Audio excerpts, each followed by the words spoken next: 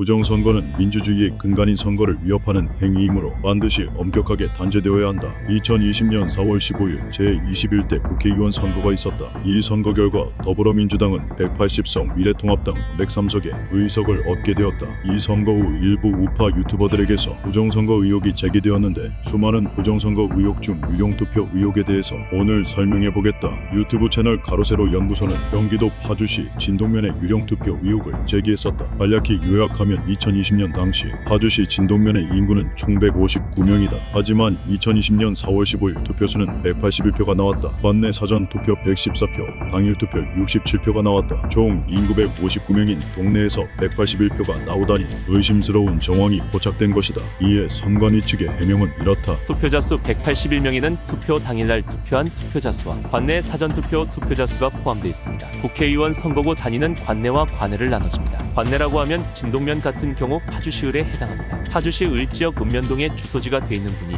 읍면동 사전투표소에서 투표를 하면 관내 선거인으로 들어갑니다. 진동면에 주소지가 되어 있는 분만 관내로 포함되는 게 아니라 을지역인 문산, 법원, 파주가 주소지인 분이 진동면 사전투표소에서 투표를 해도 관내 선거인으로 잡힙니다. 즉 요약하면 사전투표일에 옆 동네 사는 사람들이 와서 진동면에서 투표를 했다는 것이다. 진동면의 투표 현황을 자세히 살펴보면 진동면 선거인 수는 143명이고 진동면에 실제 주소를 둔 관내 사전투표자 수는 44명이다. 그리고 당일 투표한 사람은 67명이다. 그럼 사전투표일에 총 70명이 옆 동네에서 와서 투표를 했다는 것이다. 뭐 충분히 그럴 수 있다. 옆 동네 사람이 볼일 보러 진동면에 갔다가 투표를 했을 수 있다. 그런데 진동면은 민통선 지역이다. 민통선 지역이란 남방안개선 남쪽에 있는 민간인의 출입이 제한된 구역이다. 민통선 지역 내에 거주하는 주민 이외에는 출입 허가가 있어야 출입이 가능하고 출입할 때는 신분증을 제출하고 출입해야 한다. 즉 옆 동네에서 진동면에 방문해서 투표를 하려면 신분증을 2개를 들고 하나는 맡기고 하나는 투표소에서 제시를 하고 투표를 해야 하는 것이다. 근데 무려 70명이나 되는 사람들이 사전 투표일에 이런 방식으로 투표를 했다는 것인데